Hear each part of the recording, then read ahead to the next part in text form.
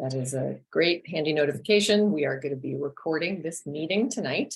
We're going to post it on our project page so that if you want to go back to it, or if you want to share the meeting with some friends who weren't able to make it, this will be available in a day or two, a couple days. So just wanted to say hello and welcome everybody. My name is Bea Chatfield and I am the Parks Department project manager for the improvements to Billings Field project. This is our second community meeting, and we had our first one a couple months ago. We had a great turnout. We had a fantastic response to our follow-up survey, which we managed to literally reach hundreds of people. So it's been great participation, and we are forever grateful to this community for providing all of this wonderful feedback, because I think it's going to result in a design that really reflects what your priorities are. So if we can go on to the next quick page right here, we got some Zoom tips for those of you who are not accustomed to using Zoom. Please, you can keep your camera off if you want to. Please keep your mic off during the presentation. And then at the end of the presentation, we're going to be having a Q&A session. So our designers are going to share the design, and then we'll have a community conversation at the end where you can talk about what you like, what you didn't like, any questions that you have. And at that point, you raise your hand. Christine will allow you to unmute yourself and you can go from there. So let's go on to the next slide. Here is our agenda for tonight. We're going to talk about the project team and the project goals, what we heard at meeting one. Then we get to look at the design concepts that our design team has pulled together, have some listening and discussion, and then some closing remarks and next steps. The next slide. So next slide, project team and goals. I am Bea Chatfield. Here is all of my contact information. This is my email and my phone number. Please get in touch if you have any questions, any comments. Anything you say tonight is considered, part of the record, but also anything that you email to me as well is considered participation and feedback. So if you're not comfortable speaking up tonight, please feel free to just get in touch afterwards. It's no big deal. Christine Brandeo she is driving our Zoom meeting tonight. She is our outreach coordinator. This is her contact information. And we are also here tonight with Matt Sewell, Melissa Green, and YB Wang, as well as Brandon Kunkel from Weston Sampson Design Studio. We do a lot of work with them. They're incredibly talented. Really happy to have them on the project. So if we can go on to the next slide. Here we are, our project schedule. You can see we had our first meeting back in October. We shared our site analysis and listened to feedback from you guys to hear what you were looking for, what issues you saw existing with the field that we could perhaps correct in our new design. Here we are in February with community meeting 2, and we are hoping that in April we can share the final design. That would mean that we go into permitting in September, go out to bid in November, which would mean we could technically start construction in the spring, but we understand that Billings is a highly used active recreation place, and so we would want to make room for the spring, fall games, all of those permits that happen. So we'd probably start construction in the summer, 2024. Our current design budget is $500,000, but we've just gone through the most recent round of budgeting with the city, and we have applied for, we have potentially 4 million, and we are looking to get more for the design that we're proposing here. We have some rough ideas just from our first meeting of what that could cost. So we're proceeding with a flexible budget, but I think we are putting in enough that we'll be able to handle a lot of various requests. So next slide, please. So here is the diagram of our priorities that we're all trying to balance with our community design projects. We've got the City of Boston priorities. We pay attention to safety and regulatory guidelines. We have community input. We take the parks and recreation goals into account, and then we blend it all together and come up with a great park design, which our park designers contribute towards. So you can see it's a balancing act, not any one of these things other than maybe safety and regulatory guidelines. We have to follow those. But all of these things are considered sort of pieces of input. So tonight is one of those pieces, and we balance that with our goals, city goals, guidelines, etc. So just a quick diagram to explain our process. Next slide, please. All right, so I am going to pass the presentation off to the design team. If you have questions as we go, I think I forgot to mention this before, but feel free to just put them in the chat. And if they're technical questions, one of us will just respond to them as we go. Otherwise, we'll save it for the conversation at the end. Okay, so I think it's going to be Matt Sewell from Weston Sampson, if you want to take it away. Great, thank you, Bea. Thank you, and thanks everybody for coming tonight, or at least virtually.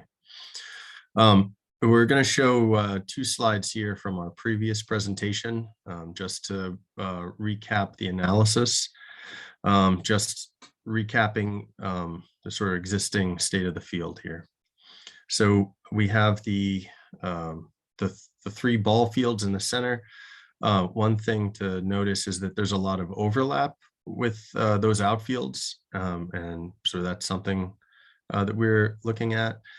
There's the perimeter path. Again, but the perimeter path doesn't go all the way around the perimeter. There's several entries, although there's only one accessible entry at the moment. So that's also something that we're looking at. The fencing around the field is not in great shape. So we'll be considering that. And then 3 of the courts there are the half court and the 2 basketball courts were recently resurfaced, and then there's the 3 existing tennis courts, which are older. And we have this behind those, up on the slope in the woodland area, we have a series of informal trails, and which we'll talk a little bit about.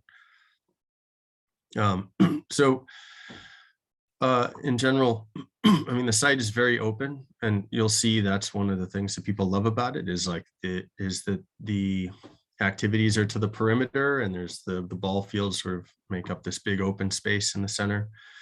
So you'll see we're trying to preserve that sense in the concepts that we're proposing. And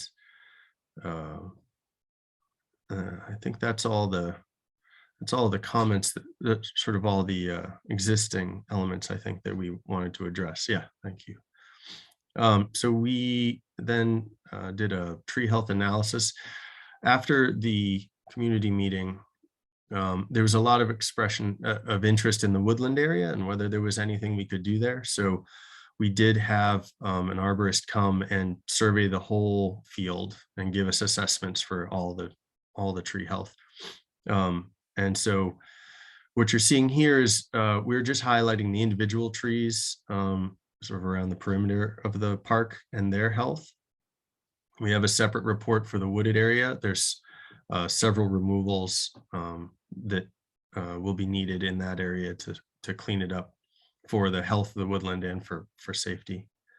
But we're considering a significant tree planting program given the number of poor, trees in poor health around the edge of the park. So I think that's enough about the sort of existing conditions. I think so. We want to talk about what we heard from you at the first meeting, and then also what we heard from the online survey. We got 592 responses to the online survey, which was fantastic. And that's a lot more than we often get. So we got 60% of respondents using the park weekly, 15% daily. So there's essentially everybody who is responding is, pretty familiar with the park.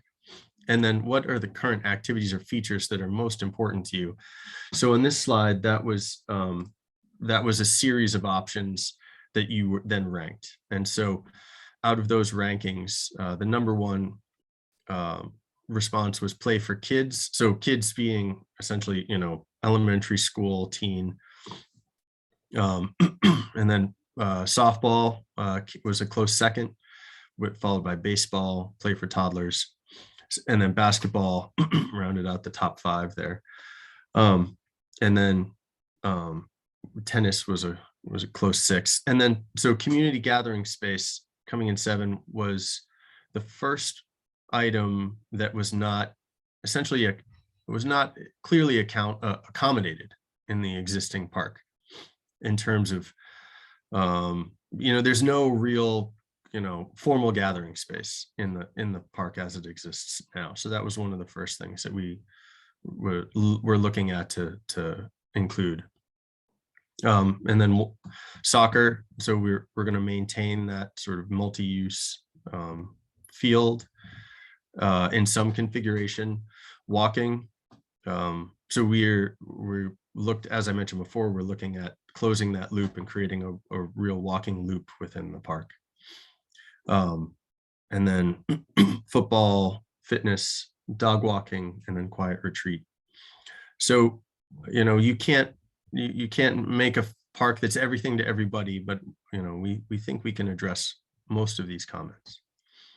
So what other activities or facilities would you like to see in the park? This was not multiple choice. Folks entered in their answers here.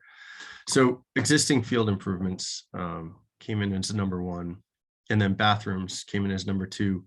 I think it's worth noting here that the bathroom, the building is actually not run by parks, and so we can't do anything with the building itself as part of this project. But I think we are talking with B. Do you want to? Yeah, sure. I was just going to say, Parks owns it right now. Oh, sorry. And it's okay. That's fine. It's one of our facilities, but other folks are using the space for various purposes, and we're trying to understand that a little bit better and figure out a way that we can have the bathrooms be more utilized and more open to the public, because right now we understand that it's not particularly functional.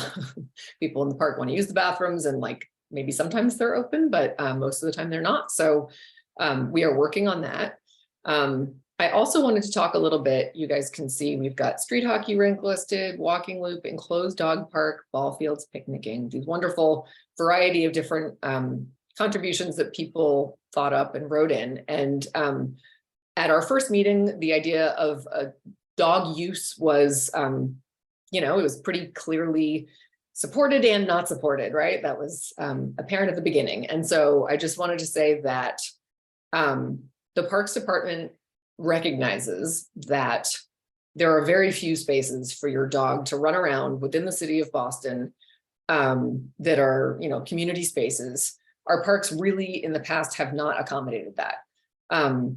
We are not able at this point to accommodate the shared use model that, example, Brookline has, where for the morning hours, the dogs get the space. For the afternoon hours, the sports teams get the space.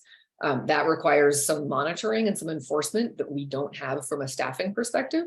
So the only thing that we are able and willing to offer as far as dog use is an enclosed dog run. So that's like a space within the park with fencing. And, we're trying right now to put these spaces into parks, into communities that want them.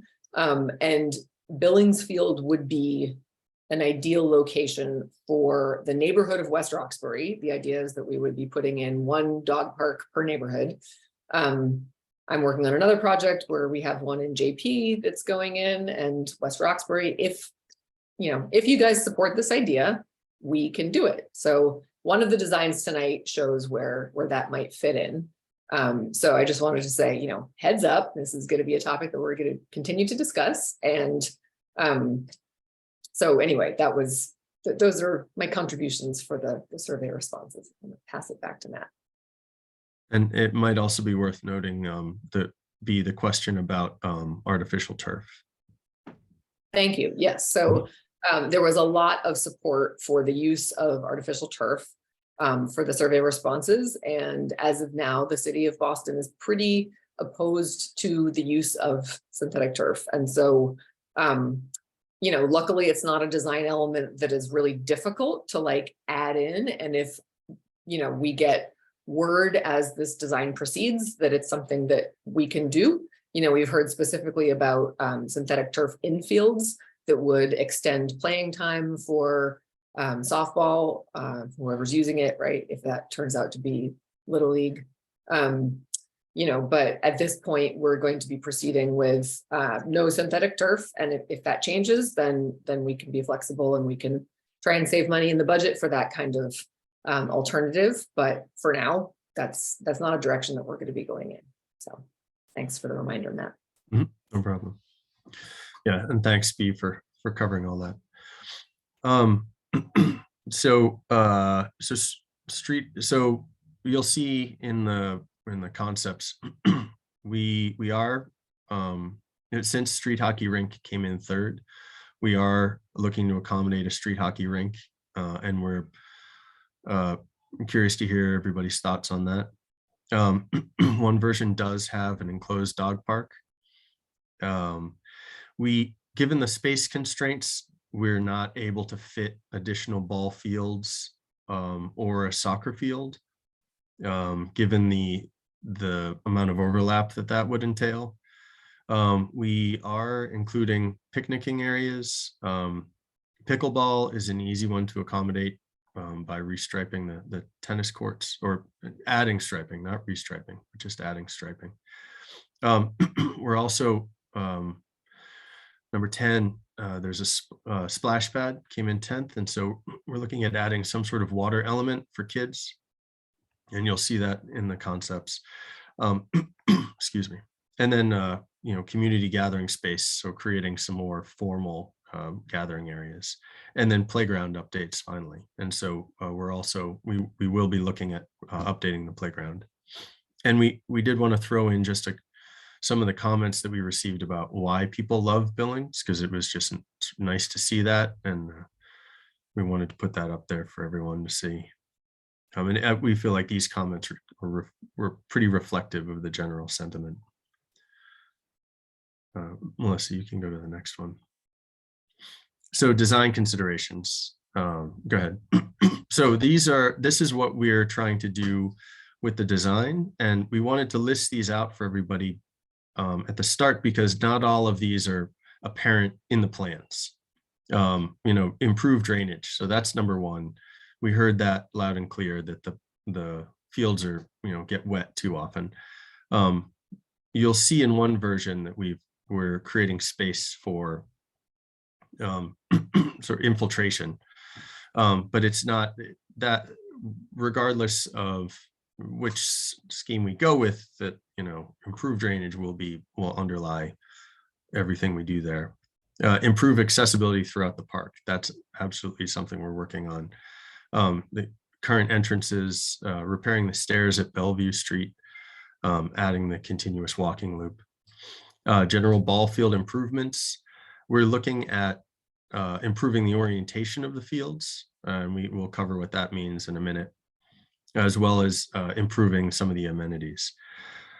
We are looking at, in both versions, in both concepts, we're replacing the Little League field with a softball field.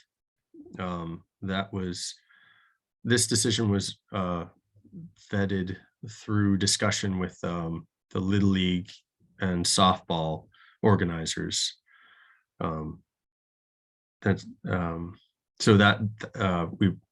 We feel like that's has a lot of support, let's say.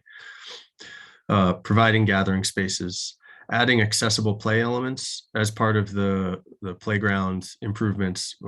That'll be something we're doing. Lighting improvements, woodland improvements.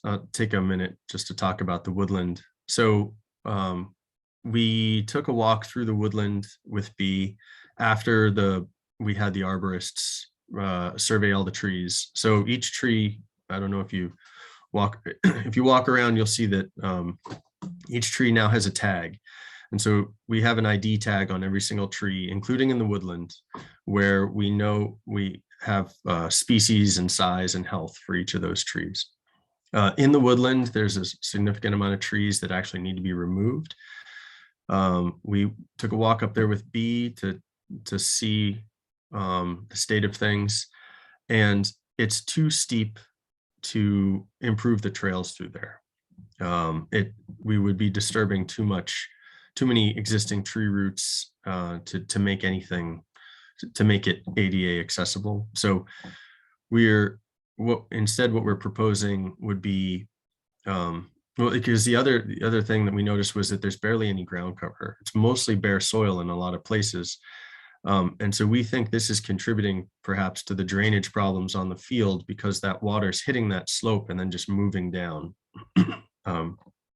down over the wall and onto the fields. So removing the trees, removing unhealthy trees, using that lumber to create horizontal, what you sort of level spreaders where you slow the water down, and also reseeding that area with a woodland mix, so that it's not bare soil anymore. So these improvements would be more about woodland health and erosion control and drainage control. And we feel like that is the best option that we can, in order to improve the woodland, given the accessibility issues. And finally, potential new elements. So we already talked about these, but you'll see there's several splash pad locations proposed in each one, a street hockey rink, and potentially an enclosed dog park. You can go to the next one. Thank you. So just a quick word about sports field orientation. So we're showing here a compass for optimal, tolerable, less tolerable orientations for a ball field. And so the above the diamond in green, that's the outline of Billings field. And so the baseball diamond is oriented in the optimal direction for Billings field. So if you're familiar with the park, you'll know that none of the diamonds actually face that direction, right? they're facing this way and and this way and this way. So we're given the less than optimal orientation of the fields and the amount of overlap, we took a pass at rearranging the fields to improve some of the orientation and to lessen that overlap. You can go to the next one, thanks. So this is concept A. I will say at the outset that this is not an A or B question, that when you give us feedback on these designs, if you like pieces of each, that's fine. And the final version can be a mix-up of the two of these. This is not an A or B choice. So in concept A, which we're calling the gathering loops, we're enhancing the two entries, the entry on the left-hand side off of LaGrange, creating a formal plaza.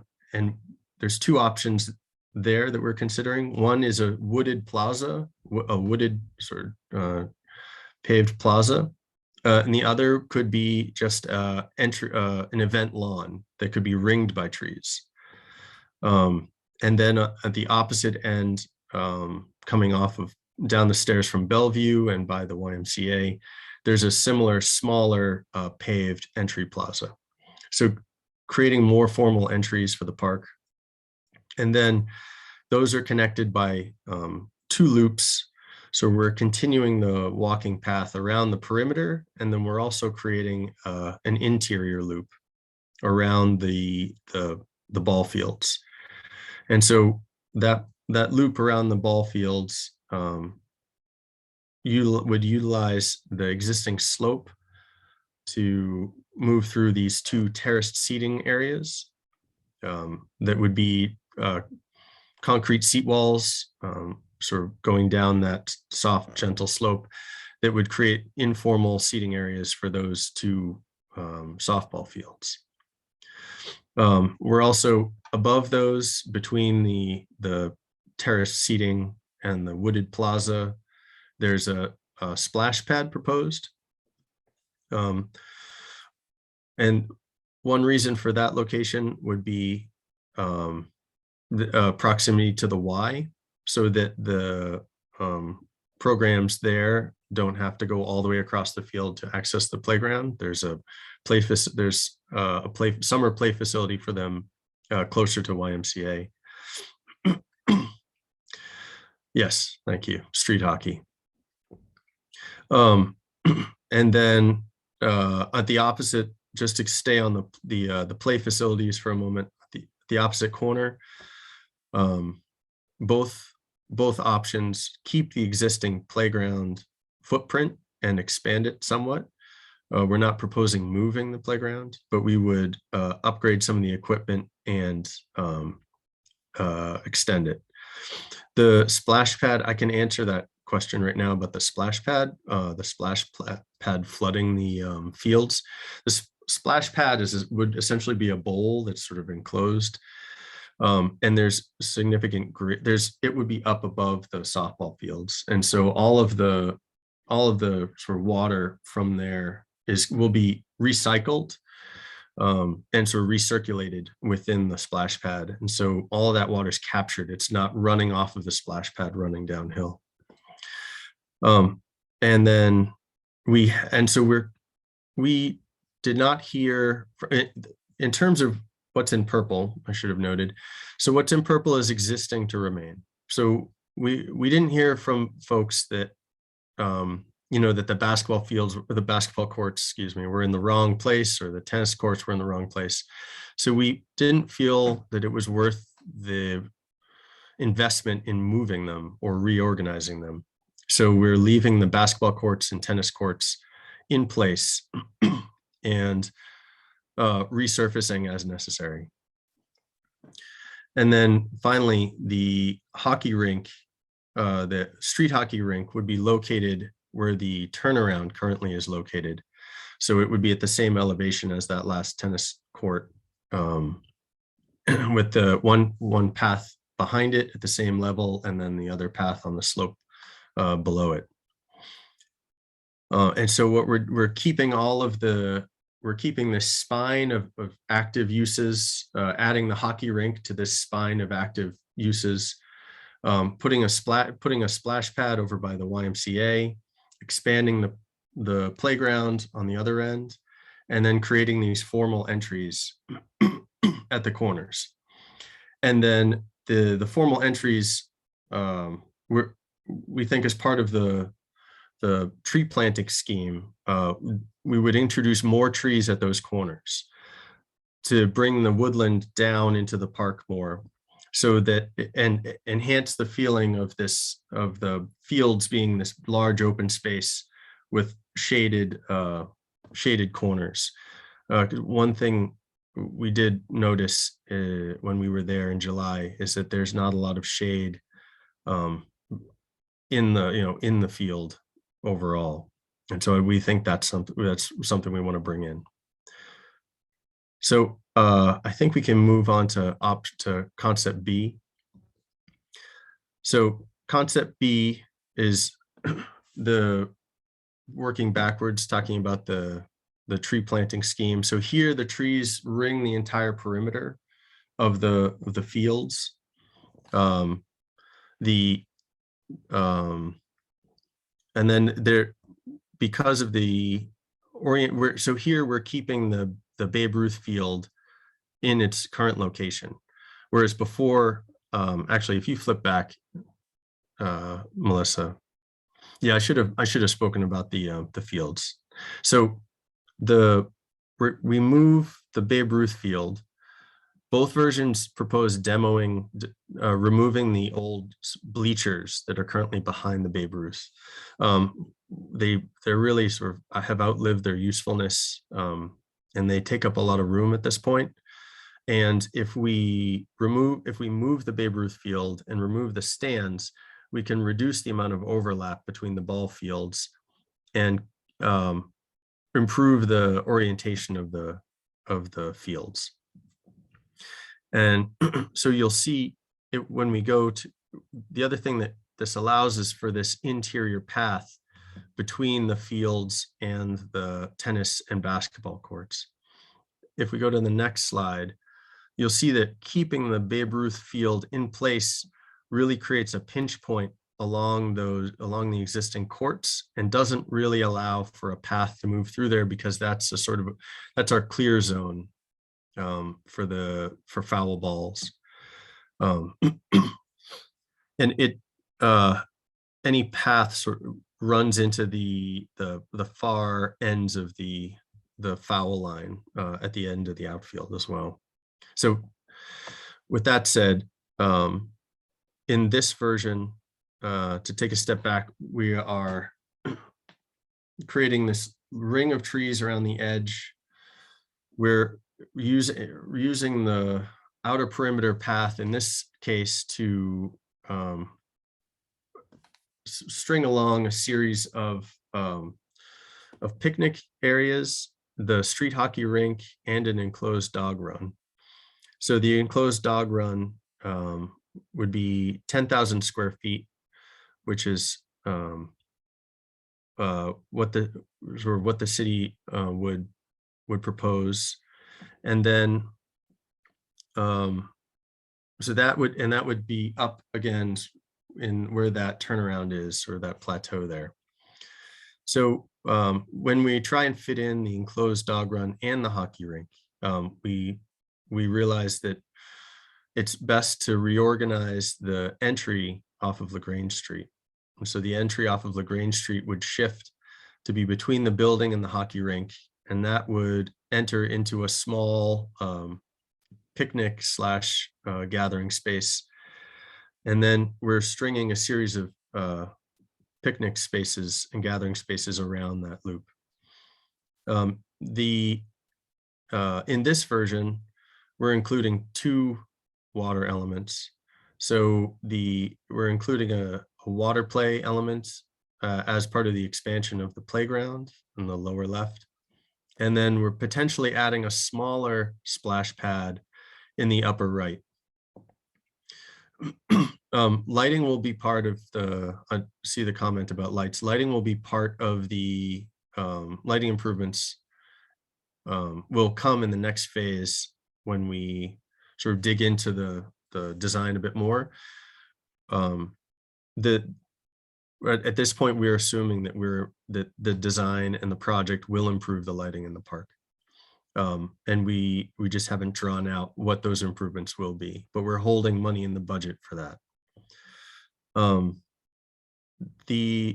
of the big differences here in terms of drainage for the fields is that you'll notice there's rain infiltration areas that are given space above the enclosed dog run. And so those would be grassed depressions that would accept stormwater flow. And so the first scheme would rely on drains and pipes to drain the fields. And so this version would also include drains, but we would add these larger areas to absorb some of the rain and give it time to infiltrate and give it time to get into the drains before it enters the system. And so we're using those to define the end of the multi-use field. We think that's because there's a lot of water on the field and that drainage is an issue. One way of solving that is to just give the water space rather than fight it. You can give it space to collect and allow it to infiltrate. We can certainly manage it with drains and pipes, and we will take a look at what that will take. But it's also nice to have a larger grass space without drains, because we do need to obviously keep the drains out of the playing spaces. And then the last element here would be we're including this hammock area. We included this in one of our parks in Somerville, and we were pleasantly surprised that it got a lot of use, and we thought that it was worth showing as an option here, where you erect a series of poles and folks can bring their own hammocks, and it's your own sort of create your own space. And so that sort of adds another component to the social gathering mix.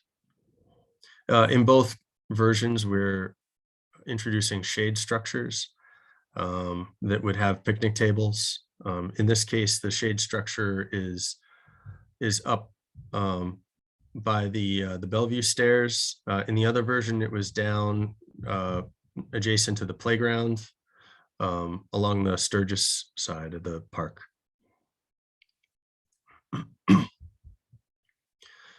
And I think that's a general summary of the two versions. This version keeps the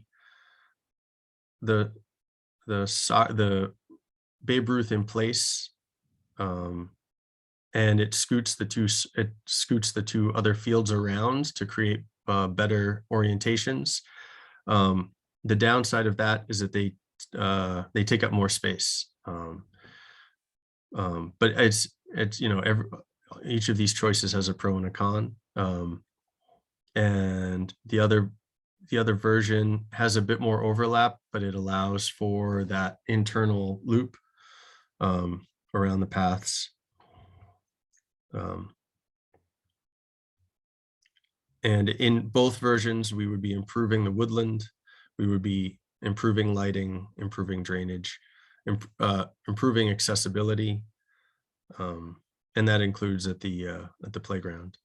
I think, Melissa, we have some options for thoughts about play equipment if we're when we're introducing new equipment. We're curious about everybody's take on the sort of themes of the equipment. So the upper left, which we're calling adventurous, that's about 20 feet off the ground. That structure in the center there with the rope walk, it's totally enclosed, so that the kids can't fall out. I mean, we would not be bringing in equipment that's not safe, and it has these slides that really, you get up a lot of speed, coming down. So it's a bit more adventurous, right? There's a bit more sense of risk, even though there's not an actual increase in risk, but there's an increase in the sense of risk, and a bit more exciting. And there's also a nature-inspired option, which is much more like wood and wood similar materials. The bottom left is a more thematic play equipment where there's a sort of single graphic theme carried throughout the equipment. And then the bottom right, ideas about really focusing on climbing and ramped structures, where it's more about climbing and scrambling. And then a couple ideas about the water elements that could be introduced. There's a more traditional splash pad with the spray equipment, where there's hoops to run through, and there's jets installed in the ground, and the buckets that tip over periodically. Then there's something more that feels more maybe like a fountain, where it's more jets. It's perhaps more formal, slightly more urban feeling, and the jets are just vertical. And then there's the other option that we're looking at is water play. So having water tables, some sort of water table for kids to play at. And I know there's, excuse me, I know there's one currently in the playground, but we would look to, or we would remove that and replace it with something new. And we're giving space outside the playground for this because, when I think when we don't need to replace it in its current location. And I think that brings us to the end of our, yeah, I know.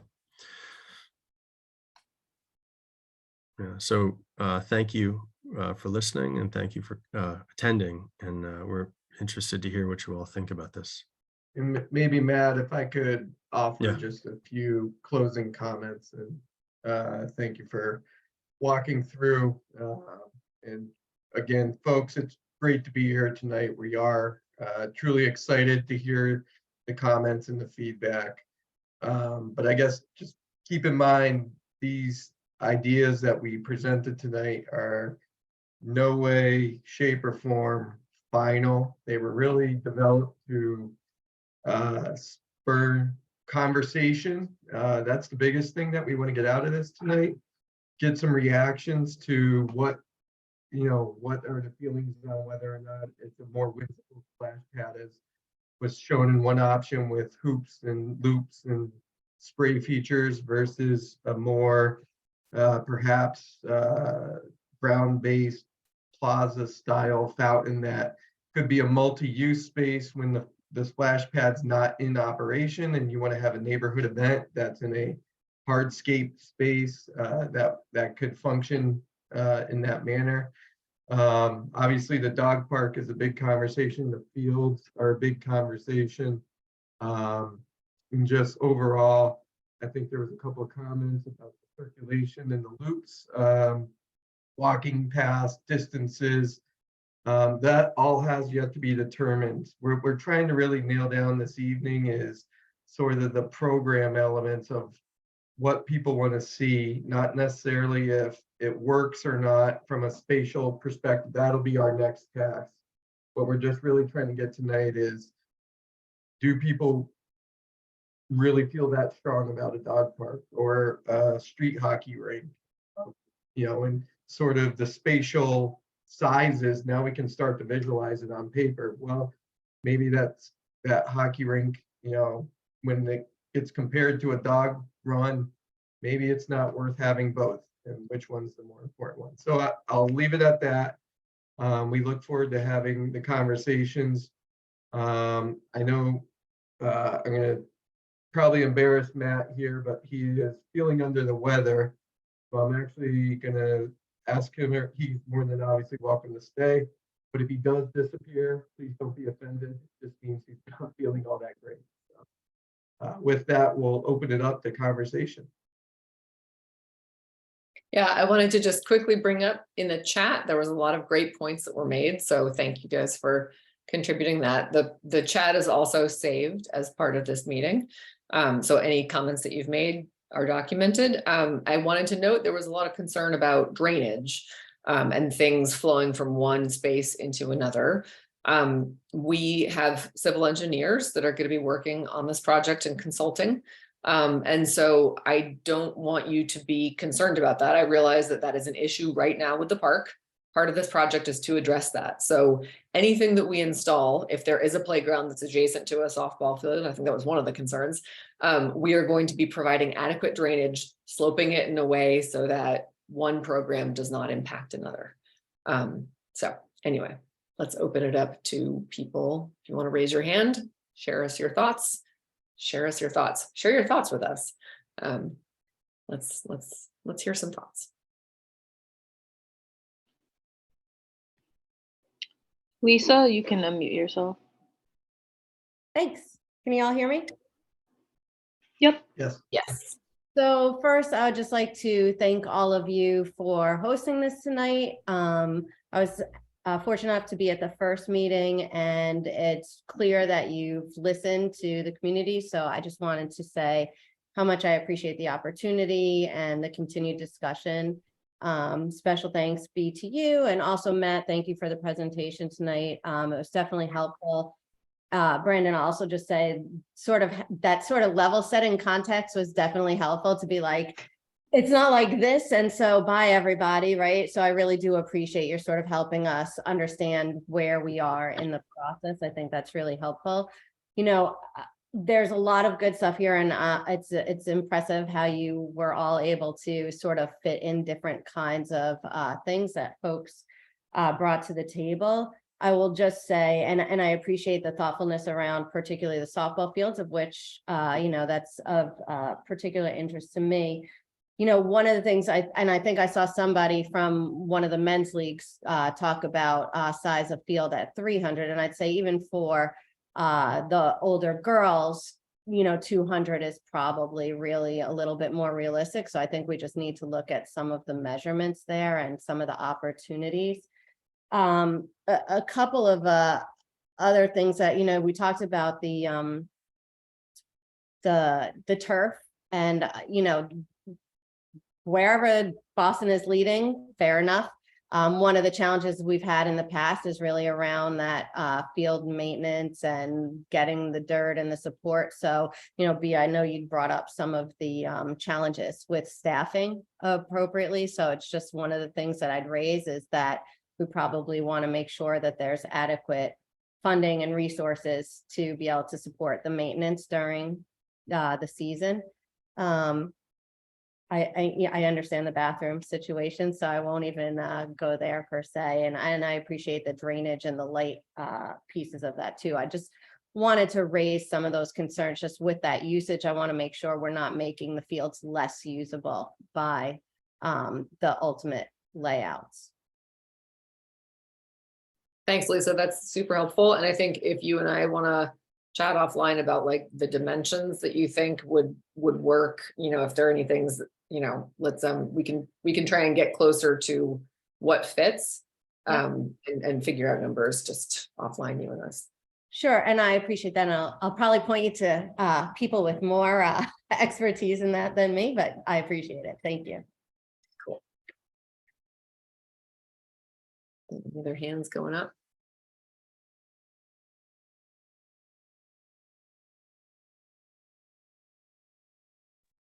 Sarah, you can unmute yourself. Oh, great. I just want to thank you. I've lived in West Roxbury long enough that this is the third time the playground's been talked about being updated. And back in the day, we all volunteered to like build some play structure, sort of like Habitat for Humanity. So I just want to say, based on my observations, I would love it if you could work on fixing the stairs that connect Bellevue down to the Y and think about what you do when in the winter when there are snowbanks there. And I notice people love to run up that hill as part of the fitness routine. So maybe there's a way to think about that side entry. People carry their bikes up and down the slope. Maybe you could do, I don't know, landscaping with pollinator gardens or some kind of interesting woodland area. I would just say that it doesn't always happen, but occasionally young people are drinking, and that's one of the places that trash has collected. But so there is sort of an informal entrance on Bellevue as well. But I think it's great to have so many trees and to have so much open space, and it's really a gem of our neighborhood. And I just wondered if there's anything else we can help in terms of collecting information for the parks about demographics or other uses besides the fixed sports. I think there's a lot of informal fitness walking that happens. So any input that you have would be great. Anything that you sort of witnessed going on that you think that our project could sort of help, I don't know, formalize. Someone else brought up in the chat that like whether we had inquired about like the specific ages of kids in the playground. And we did not, we just sort of said, what do you use it for? So if people have experience with the playground and it's like, well, it's mostly 5-year-olds or it's mostly like 12-year-olds and they're really bored, hearing that. And I think too that I just wanted to really encourage partnerships with the Y and the sort of walkability. You've got blue bikes on Center Street. If there were a way to add more bike parking. But I also want to just echo that in climate change, there is very little shade. And can we like think consciously that these are there's sports activity for kids during the summer, and do they have places for water? Do they have places for shade? So that's my 2 cents. Thank you for that, Sarah. If you don't mind, if I have some questions for you. Could you expand a little bit on, you made the comment of people running up the slope. Is that the area like directly adjacent to the stairs or Yeah, somewhere? yeah, And it's eroding out, right? It's well, sort of- I think I'm not, so again, this is unofficial, but in an age strong way, right? There's a running club, there's people doing their exercises, they're running up and down the stairs, they're getting more and more fit. So informally, they run up and down the stairs next to it. Mhm. But maybe legally you could figure out a sort of trail that's more that is a kind of a loop, or would tell you how many stairs there are or Mhm. something. But I do notice that that has to be balanced with however the snow removal is done for those stairs, because sometimes we're all volunteering. Okay, thank you.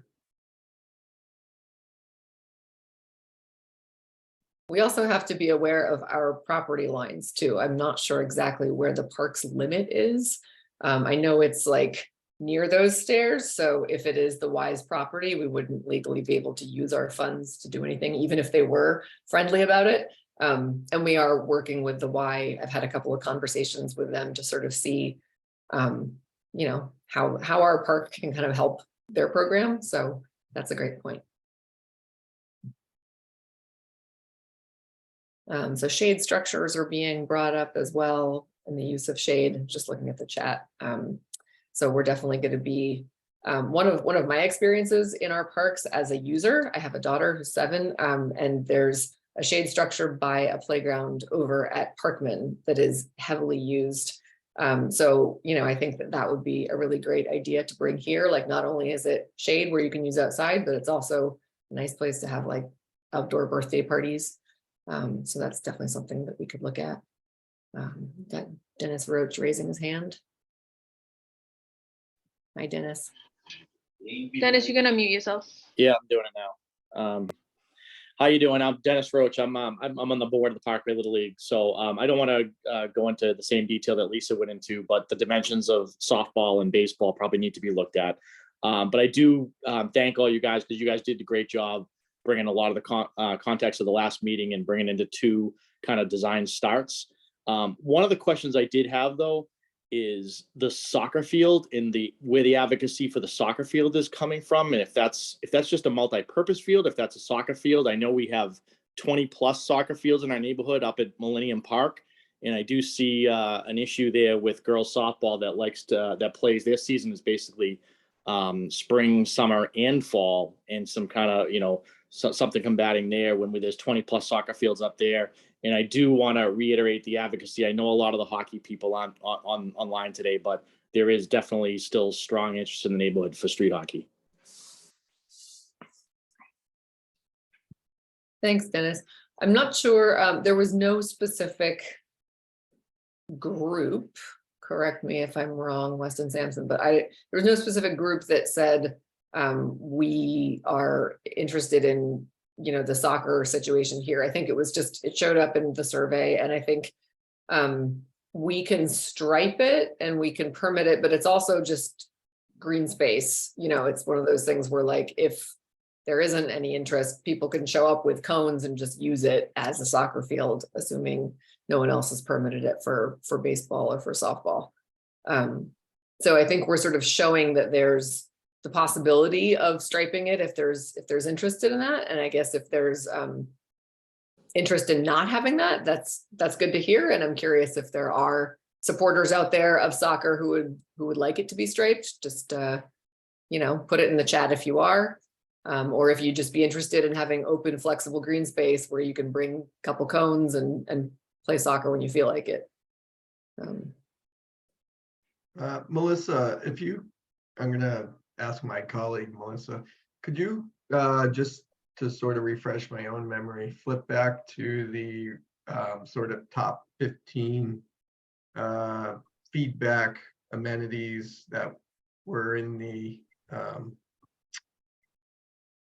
survey, because soccer does show up at number 8. I thought, I was like, I'm pretty sure I saw that as a top request. So Dennis, I guess that's where it's coming from specifically. I don't know if that's more of a convenience thing or if it's a need thing.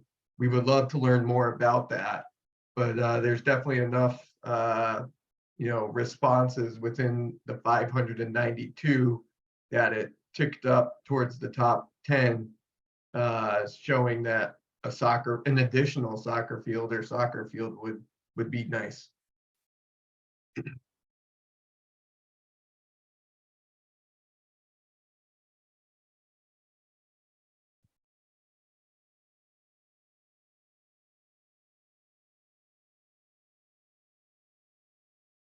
So how do people feel about, let's just say, like the location of the proposed hockey spaces? We've got one design where it would be in this one, it's off of Sturgis, and then in the other one it would be off of LaGrange. It would be sort of a similar relationship to Fallon Field in Roslindale, where they've got the hockey rink sort of adjacent to the road.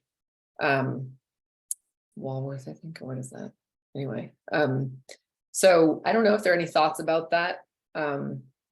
If any strong feelings about dog runs, hockey near other courts is advantageous. That's a good thought. Okay. Lisa, you have any thoughts?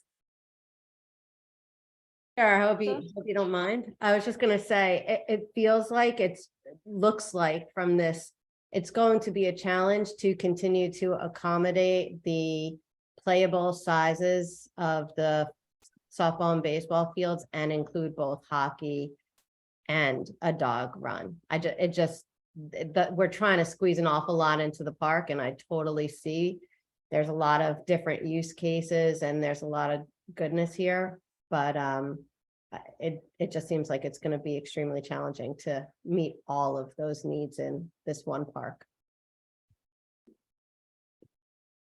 Yeah, there is a lot of space without impacting, because girls softball, just to say, like, this is where girls softball play. So if we don't have that opportunity and we don't have fields that are usable at the right sizes, it's going to be, we're basically removing that opportunity for girls playing that sport.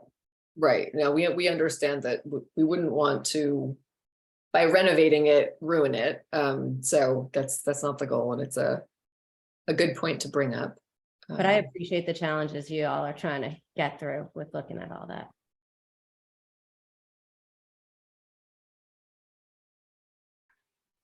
So what about, I don't know if anyone's on the line tonight about, like, if there are any playground users of the children's playground, if there's an appetite for challenging, scary equipment, or if it's like more sort of ground-based kind of adventure. If anybody has any opinions on what type of play equipment, because that can be something where, at the end of our design process, we're like, okay, we know where everything's going to be in the park and the playground, or we're sort of like, all right, feedback is great if anyone has any thoughts on that. So I see Brian and Michael have their hands up. Brian, Hi, this is Lindsay. I'm sharing my husband Brian's account. Can you hear me? Yep. Thanks. We're at the playground a lot with our daughter, who's almost 2. And it does seem like a lot of the other families who use the playground have really young kids. So I think that, equipment that is good for little kids would be really beneficial. Like, I'm looking at this adventurous one, and that just seems really targeted for much bigger kids. And I do think some of just like the classic equipment is really useful. Like, there's a set of swings and there's always a line for them. Like, kids just love swings. And I would want to make sure that, oh, yep, there's the 2-year-old crying now, sorry. I'd want to make sure that we maintain some of those sort of like classic elements and just things that can really absorb a lot of children. It's like a very, very heavily used playground. One last thing I'll say about the playground too.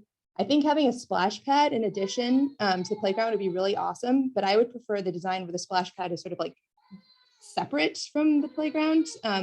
Just because I'd love to be able to go to the playground and not necessarily get my kids soaking wet, depending on the type of outing that we're like in the mood for. So that's my feedback on the playground. Thank you. Thank you. Very helpful. And I guess I want to know, and this is definitely an initiative by the city of Boston in general, whenever they renovate their playgrounds to the greatest extent possible, given numerous factors, square footage, topography, adjacencies. We, and here at Weston and Sampson, we always really truly push a universal access style playground for all abilities, disabilities, capabilities, whether or not they're physical disabilities or mental disabilities. We want to make sure that they are always inclusive and accessible. So, thank you for the feedback on the age group, very helpful, and also just the number of users. It seems like it's a very loved playground. We've observed that as well as ourselves when we've been out on site. So really, truly appreciate that. And also great comment about a splash pad. I know it can be challenging as a parent. I have young children as well. There's pros and cons. If you have multiple children with you, one's going to want to go to the splash pad, one's going to want to go to the playground. So it's hard to be able to monitor both if they are too far separated. But I also understand trying to keep a child dry. It's almost like a fly to a light. It's hard to keep them not out of the splash pad if it's active. So great comment. Thank you.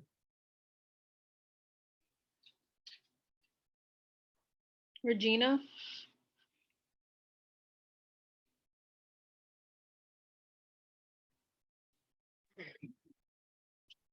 Hello, can you hear me? Yep. I wanted to say thank you. This was clearly very well thought out.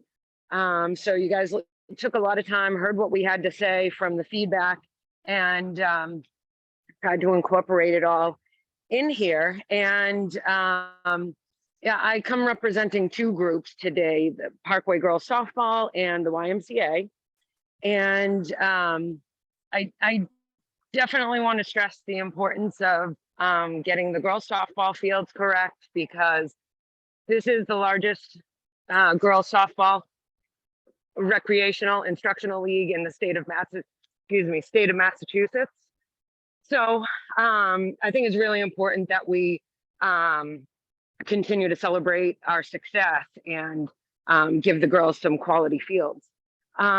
With regards to the playground, I think, both my kids grew up here. I grew up here, so I have experience with, I played on the fields and the structures when I was a kid too.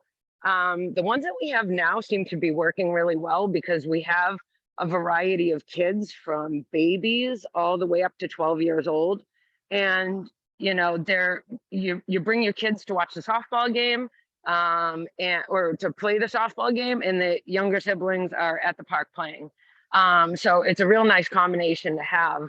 But I'd say that's the age group that I see over. It's just the time of day. What time do you show up? And you're going to see the babies in the, before noon. You're going to see the school age kids around 3 o'clock. So it's really about when you show up. I absolutely love the thoughtfulness around putting some shaded area in because the YMCA does host over 1,000 kids in camps throughout the summer, and it is a challenge to keep them cool, to keep them hydrated. So that would be a huge improvement to Billings Field. And That's it. Thank you for hearing me. Thanks. Great feedback. Michael?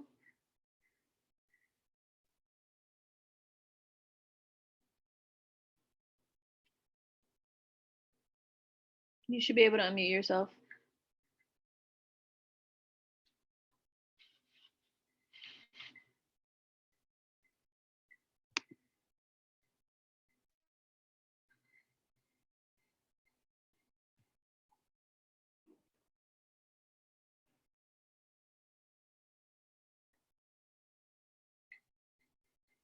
Or we'll come back to you, Michael. Jonathan? Hello? Yep. Yeah, just a couple of things. I've been at Billings Field for over 20 years. I helped the Parks Department with managing their facility and running a lot of operations out of that complex. I'm also a member of the Corps of Charitable Trust where we run our annual road race. I made a lot of observations of the park and the playground over the years that I've been there. Anything that has to do with water, the human factor has to be brought into play. They currently have a water table in the current playground, and the drain is constantly clogged up, and that water flows out of the playground out onto the field.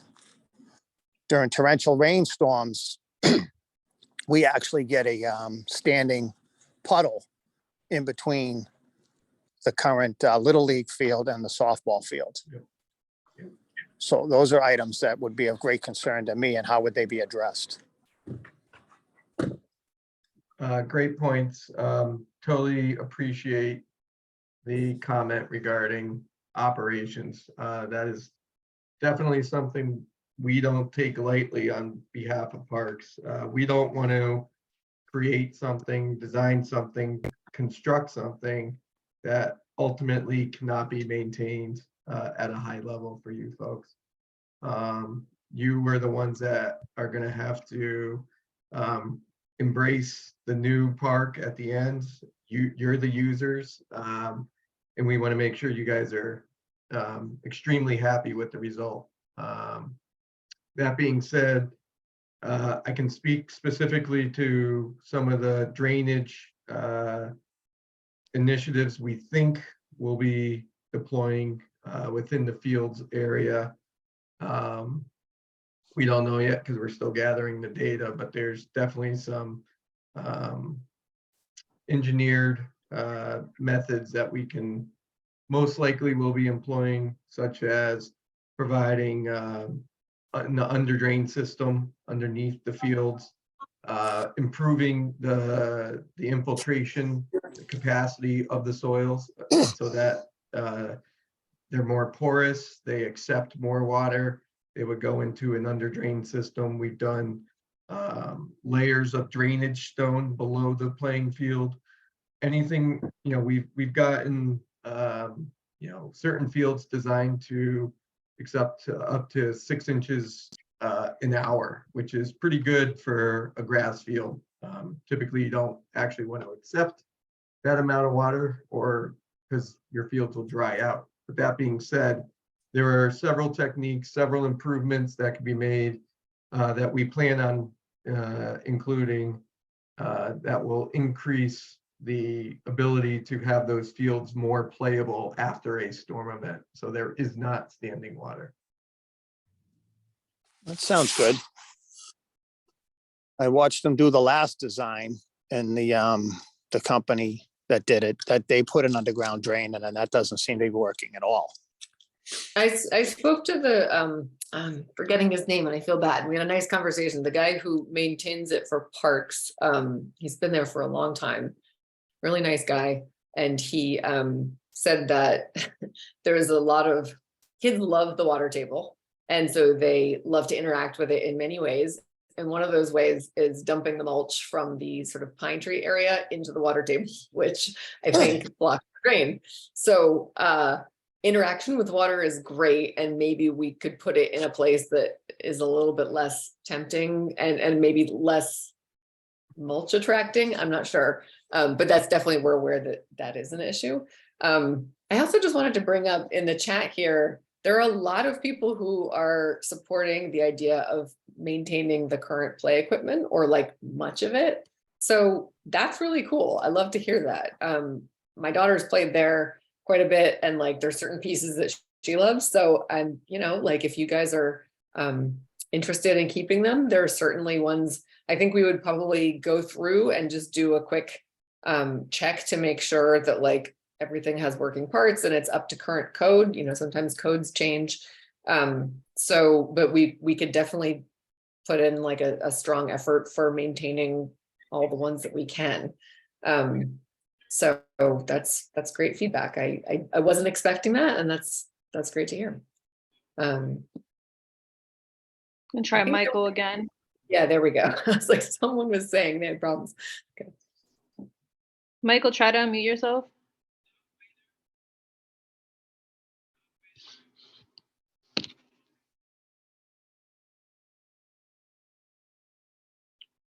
It looks like you're clicking it and then clicking it again. So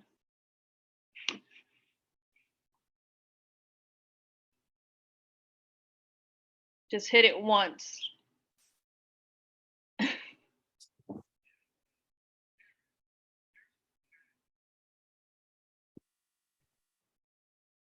All right, I'm gonna try something. Try doing it now, Michael.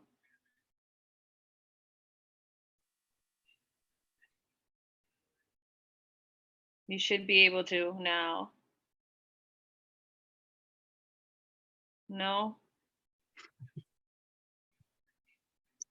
It'll be the mystery of the meeting, the IT issues with Michael. Sorry, Michael. You can put your comments in the chat. I can read them out loud and pretend I'm you.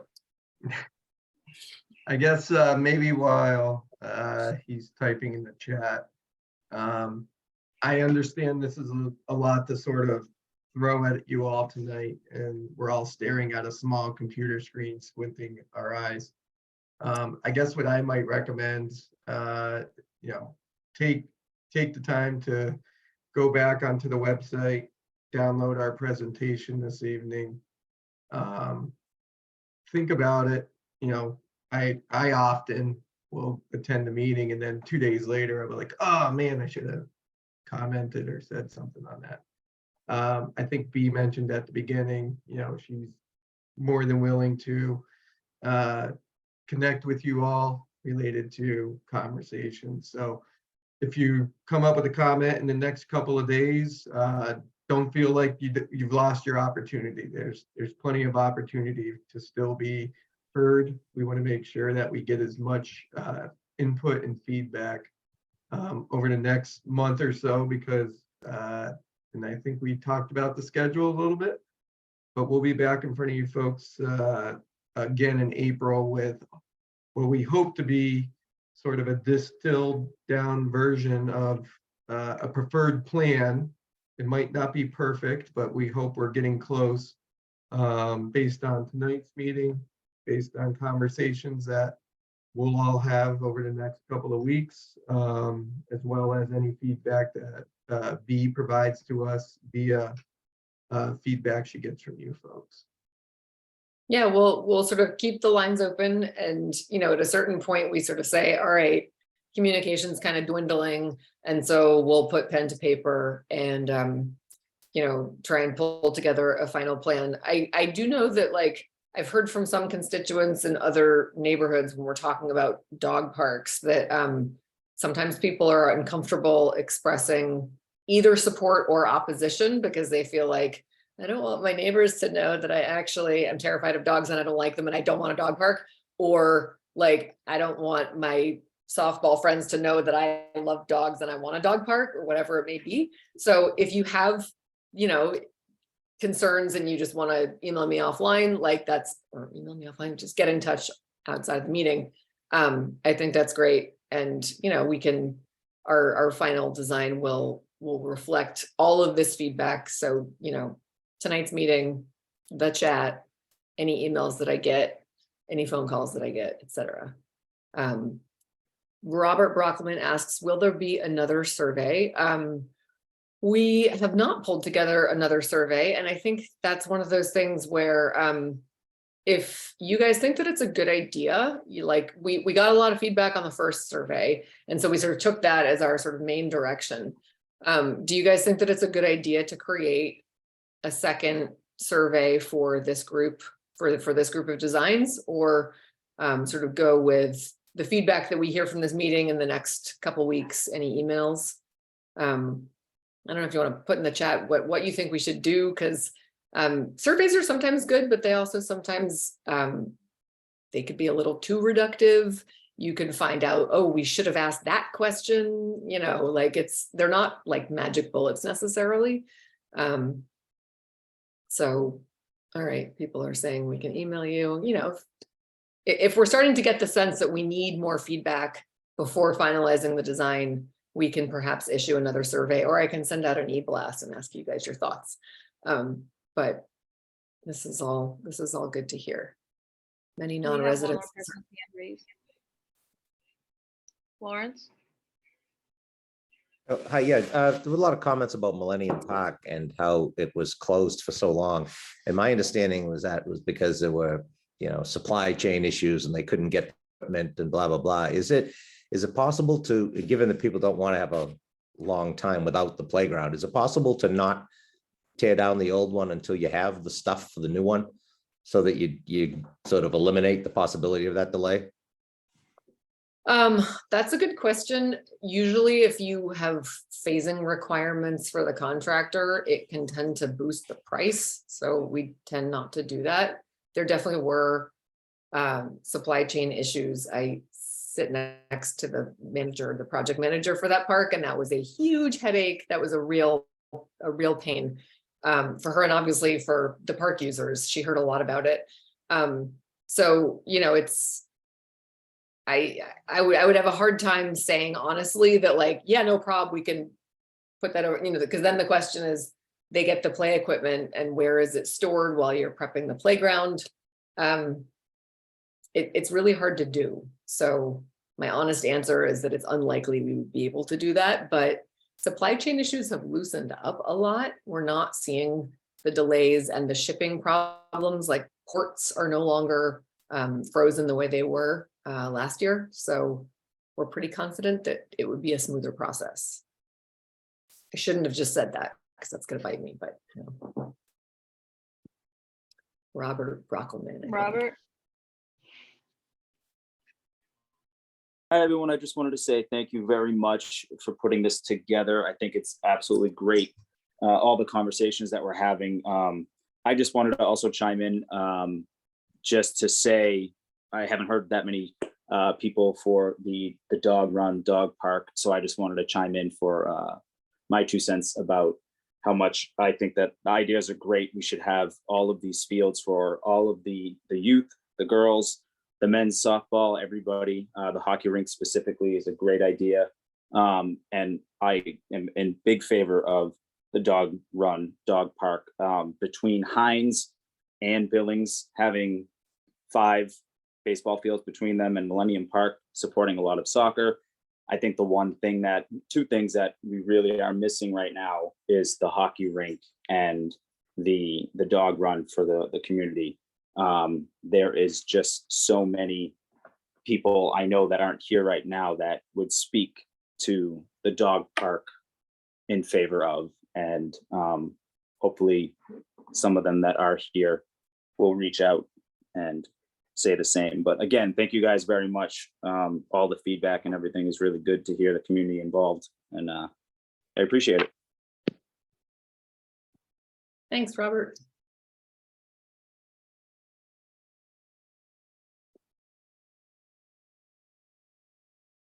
All right, well, it is 7:23, and we had sort of scheduled this to be wrapping up around 7:30. So if anyone has any final thoughts, raise your hand, shout them out.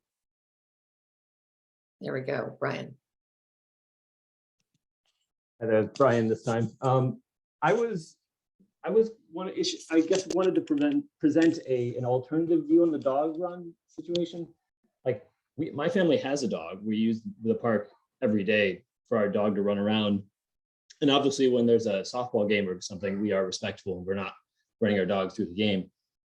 But I don't quite see the value in having a small dog park, like a small dog run, because it's as shown in option A, or whichever one had it, option B, I think. It's so small that I think you wouldn't end up having any of the larger dogs. Like people wouldn't be using it. People would still be out running in the main field. And I feel like using that corner for a street hockey rink or something would be a better use of it. And you still have open space for dogs to run around in the field. So I guess I'm not fully understanding what's driving the dog run specifically. There were a number of people in the survey who said they wanted an enclosed dog area, and I'm not sure if I explained this clearly before. I probably didn't, because it's like a moving target as far as the Parks Department is concerned, and we're trying to develop and trying to get out ahead of this. But off-leash hours, off-leash dog use in a park is technically not legal, right? And so the legal option that we can offer is an enclosed dog area. And I've heard from a lot of people after the first meeting, from emails basically saying what you've just said, which is, we have a dog, we love Billings, we use Billings, we don't want an enclosed dog area, we want, our dog is gonna run free.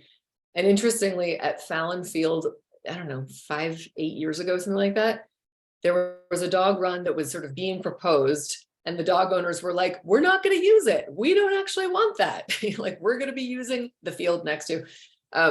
So that's totally a fair point, and it's legitimate. And, I do think that given, they're probably smaller dogs that would use it. I mean, 10,000 square feet is actually like a decent size. It's sort of the recommended size for a dog area that we've, just based on our experience of looking at different dog runs and what's successful and what isn't.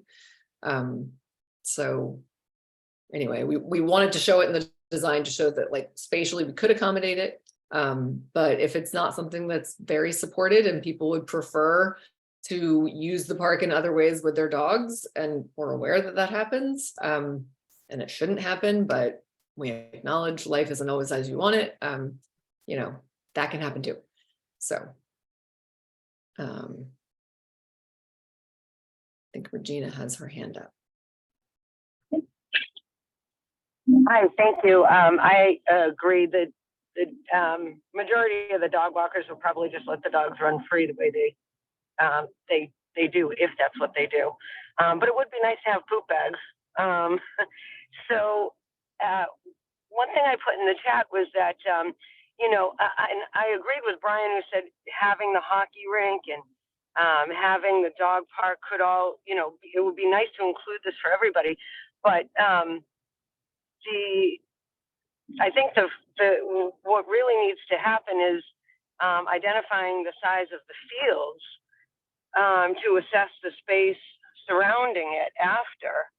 And I just wonder if the size of the fields weren't downplayed a little bit, and what that might change and how it might affect the rest of these elements, such as the splash pad and the dog park, the hockey rink, that sort of thing. Those are fair points, Regina, and I appreciate them. We understand that the sports fields are a key component and very important to the community. At least that's what I'm hearing tonight. And we will be going back and evaluating the sizes and the dimensions, and making sure that we are getting that right. And then we will have to obviously, reevaluate some of the spaces around the perimeter, and we'll see where we land. I do believe, and I'm fairly confident, we'll definitely be able to get everything in here that we're showing tonight, regardless of the larger fields.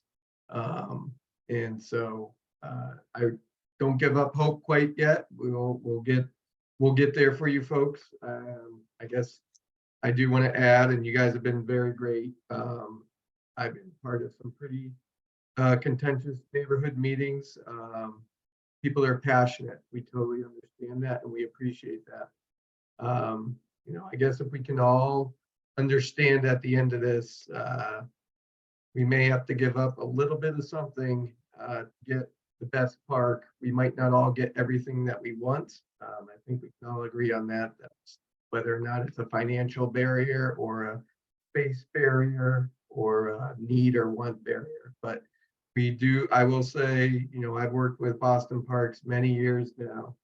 They have always gone above and beyond to try and make sure they truly get as many of the amenities that the neighborhood is asking and requesting. So we'll get there for you folks. We have obviously a long ways to go.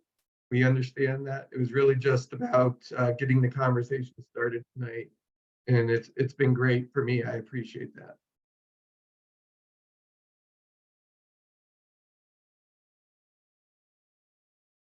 Joanne Halpert just joined, I think, and asked about the steps at the Y. So yes, that would be something that's addressed as part of this project. We are aware that they're in pretty poor condition.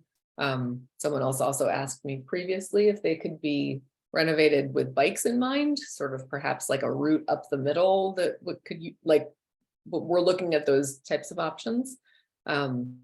Potentially lighting them. I'm not sure. There was a question also in the chat about lighting the park.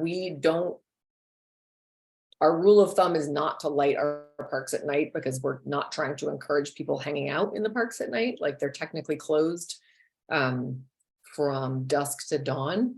But we do have field usage and games during that time. So we light our fields, but we wouldn't be like lighting a path unless a path is used to cut through in like specific reasons like, oh, there's a T stop over there and a school over there. So we light the path. So lighting the steps, I'm not sure. I think we could do something like that. And I'll run it up the chain and see if I get any pushback, but it sounds like it's a well-used entrance and it's relating to the YMCA and there may be a real need for that. It sounds like there is, so I'll be looking into that as well. So thank you guys for all the great feedback. It's 7:31. We'll let you all go. Again, thank you. This has been a wonderful time and I really appreciate all of you guys being respectful of each other and giving each other the space to say your piece and to listen. I hope you have a wonderful evening and we will see you at our third meeting. I will share the date for that once we have that set. Okay, take care.